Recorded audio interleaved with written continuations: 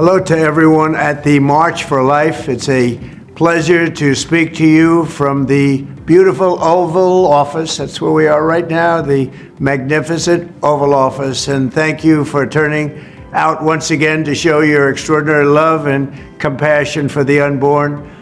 Each year, Americans of every age, color, and background travel to our nation's capital by the tens of thousands to stand up for precious little babies who cannot stand up for themselves. I am proud to be the first president ever to have joined you in person. As you know, this annual march started 52 years ago on the first anniversary of the disastrous ruling known as Roe v. Wade. That unconstitutional decision took power away from the states and the voters, kicking off 50 years of division and anger. But thanks to your tireless work and devotion across 5 decades, that historic wrong was set right 3 years ago. I was so proud to be a participant.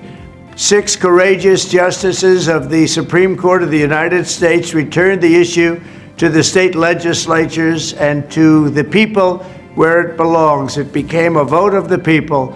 In my second term, we will again stand proudly for families and for life.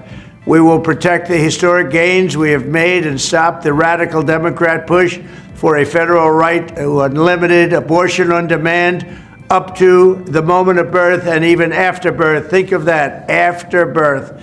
And some people want that. Can you believe it?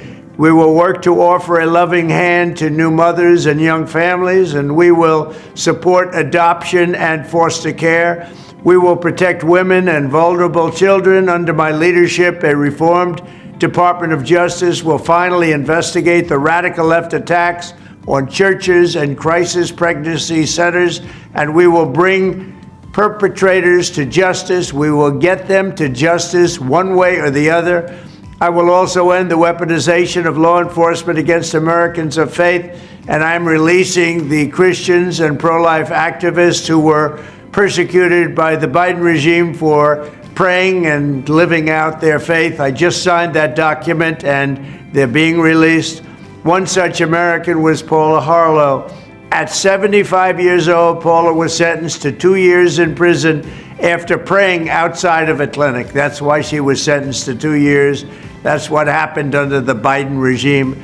In her sentencing, the judge mocked her Christian faith while her husband pleaded to be thrown in jail with his wife, fearing she would die alone behind bars. This week, it was my honor to grant a full and complete pardon to Paula and many others who were the victims of this horrific weaponization. Never again will religious persecution be allowed to happen in America. To all of the very special people marching today in this bitter cold, I know your hearts are warm and your spirits are strong, because your mission is just very, very pure, to forge a society that welcomes and protects every child as a beautiful gift from the hand of our Creator. Thank you for never losing hope and never giving up. Thank you for your tremendous support. God bless you and God bless America.